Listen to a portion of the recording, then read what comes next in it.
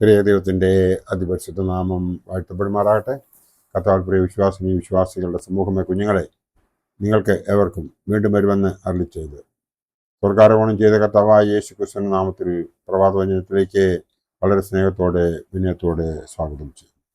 ഇന്നത്തെ ഞായറാഴ്ചയുടെ പ്രത്യേകത എന്ന് പറയുന്നത് ആരാധനാ വർഷത്തിൻ്റെ 43-ാമത്തെ ഞായറാഴ്ചയാണ്. വാങ്ങിപ്പ് പെരുന്നാളിന് ശേഷം രണ്ടാമത്തെ ഞായറാഴ്ച ആണ്.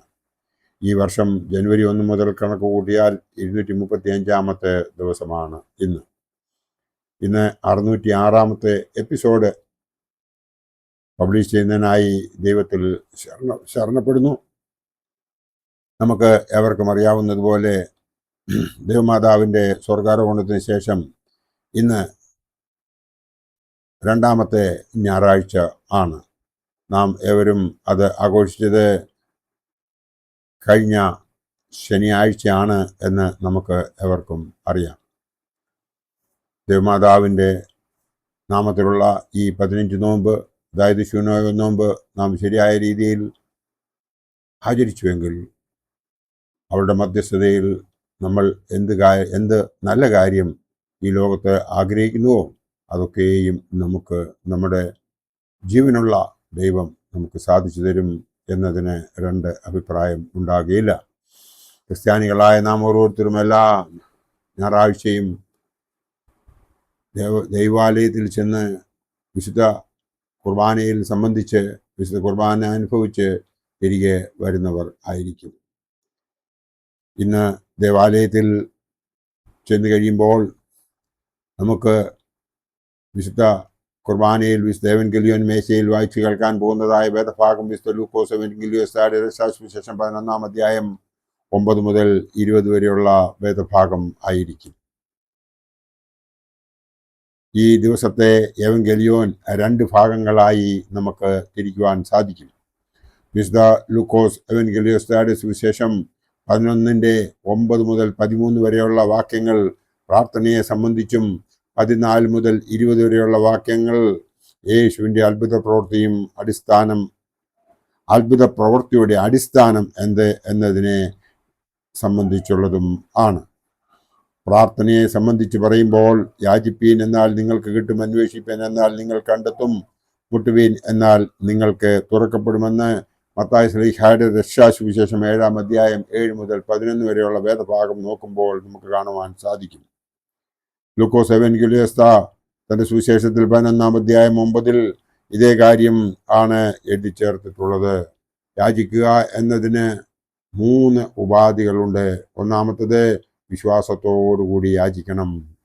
രണ്ടാമത്തത് ദൈവഹിതത്തിന് കീഴ്പ്പെട്ട് അഥവാ ദൈവേഷ്ടത്തിന് സ്വീകാര്യമായ വിധത്തിൽ യാചിക്കണം. മൂന്നാമത്തേത് നിരന്തരമായി യാചിക്കണം. ഒന്നാമത്തേത് വിശ്വാസത്തോടെ യാചിക്കണം. രണ്ടാമത്തേത് ദൈവഹിതത്തിന് കീഴ്പ്പെട്ട് അഥവാ ദൈവേഷ്ടത്തിന് സ്വീകാര്യമായ വിധത്തിൽ നാം ഓരോരുത്തരും യാചിക്കണം. മൂന്നാമത്തേത് നിരന്തരമായി യാചിക്കണം എന്നതാണ്. 1 യോഹന്നാൻ 5:14 പ്രകാരം പറയുന്നു, അവൻ്റെ ഇഷ്ടപ്രകാരം നാം എന്തെങ്കിലും അപേക്ഷിച്ചാൽ അവൻ നമ്മുടെ അപേക്ഷ കേൾക്കുന്നു എന്നുള്ളത് നമ്മുടെ അവനോടുള്ള ധൈര്യമാകുന്നു. യോഹന്നാൻ ശ്ലീഹായുടെ സുവിശേഷം 14:14 പ്രകാരം പറയുന്നു, നിങ്ങൾ എൻ്റെ നാമത്തിൽ എന്നോട് അപേക്ഷിക്കുന്നത് ഒക്കെയും ഞാൻ ചെയ്തു തരും. ഒന്നാമത്തത് പ്രാർത്ഥന എപ്പോഴും വിശ്വാസത്തോടു കൂടി ഉള്ളത് ആയിരിക്കണം. ഒന്നും സംശയിക്കാതെ വിശ്വാസത്തോടെ യാചിക്കണം. സംശയിക്കുന്നവർ കാറ്റടിച്ച് അലയുന്ന കടൽ തിരക്ക് സമനെന്ന് യാക്കോബ് ശ്ലീഹ പൊതുവിനെഴുതിയ ലേഖനം 1:6 പറയുന്നുണ്ട്. നിങ്ങൾ വിശ്വസിച്ചുകൊണ്ട് പ്രാർത്ഥനയിൽ എന്ത് യാചിച്ചാലും നിങ്ങൾക്ക് ലഭിക്കുമെന്ന് മത്തായി ശ്ലീഹയുടെ രക്ഷാസുവിശേഷം 21:22 പറയുന്നുണ്ട്.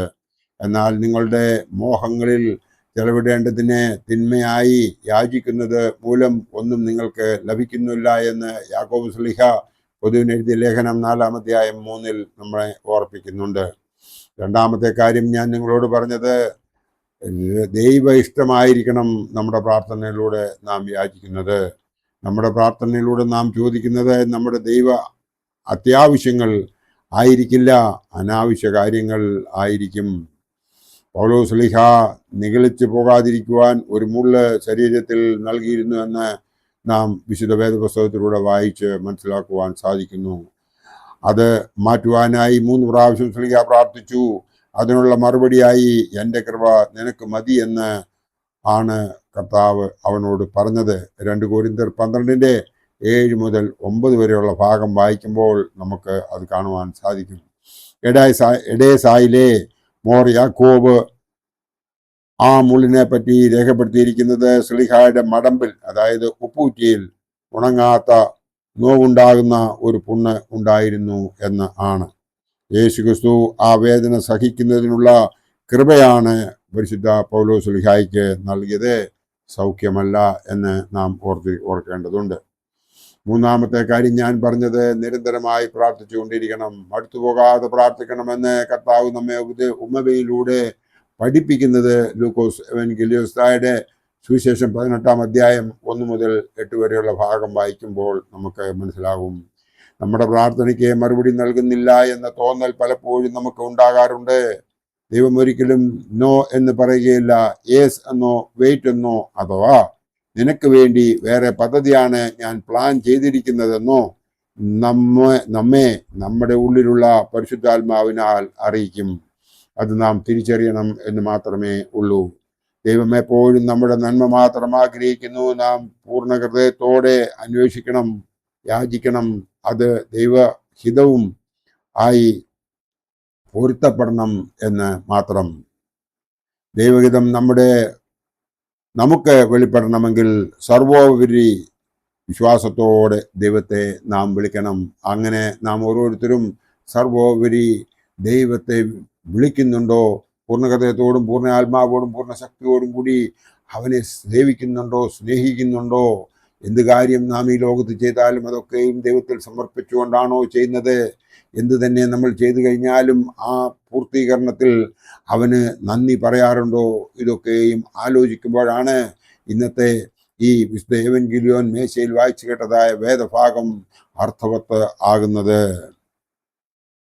വിശുദ്ധ ലൂക്കോസ് എവൻഗേലിയോസ്തായുടെ 11-ാം അധ്യായം 14 മുതൽ 20 വരെയുള്ള വാക്യങ്ങളിൽ യേശുവിൻ്റെ അത്ഭുത പ്രവൃത്തികളുടെ അടിസ്ഥാനത്തെ ആണ് ചൂണ്ടിക്കാണിക്കുന്നത് എന്ന് ഞാൻ തുടക്കത്തിൽ തന്നെ പറഞ്ഞുവല്ലോ. അവൻ കാണിച്ചു കൊടുത്തതായ ഓരോ അത്ഭുത പ്രവൃത്തികളും ബെയൽസെബൂൾ കൊണ്ട് ആണ് ബെയൽസെബൂളിനെ കൊണ്ടാണ് ജയിപ്പിക്കുന്നത് എന്ന് ജനങ്ങൾ പറഞ്ഞപ്പോൾ അത് ദൈവശക്തി കൊണ്ട് ആണ് എന്ന് അവൻ തർപ്പിച്ചു പറയുന്നു. ആ ശക്തിയിൽ നാം വിശ്വസിച്ച് ബാക്കി ജീവിതം ജീവിക്കുന്നുവെങ്കിൽ പരിശുദ്ധാത്മാവിനാൽ നാം നയിക്കപ്പെടും എന്നതിന് 2 അഭിപ്രായം ഉണ്ടാകുകയില്ല. പരിശുദ്ധാത്മാവ് നമ്മെ നയിക്കണമെന്നുണ്ടെങ്കിൽ പരിശുദ്ധാത്മാവ് എന്ന ദാനത്തേക്കാൾ ശ്രേഷ്ഠമായി മറ്റൊന്നുമില്ല എന്നുള്ളത് നാം തിരിച്ചറിയേണ്ടതുണ്ട്. പരിശുദ്ധാത്മാവിൻ്റെ ദാനം അളവറ്റ സന്തോഷത്തെയും ശക്തിയെയും ധൈര്യത്തെയും പ്രദാനം ചെയ്യുന്നു എന്നുള്ള വിവരം നാം മനസ്സിലാക്കേണ്ടതുണ്ട്. അതിനാൽ പരിശുദ്ധാത്മാവിൻ്റെ പുതുക്കത്താൽ ദൈവത്തിൽ നിന്നും അനുഗ്രഹം പ്രാപിക്കുന്നതാകട്ടെ നമ്മുടെ പ്രാർത്ഥന എന്ന ഈ അവസരത്തിൽ ഞാൻ നിങ്ങളെ ഉദ്ബോധിപ്പിക്കുവാൻ ആഗ്രഹിക്കുന്നു.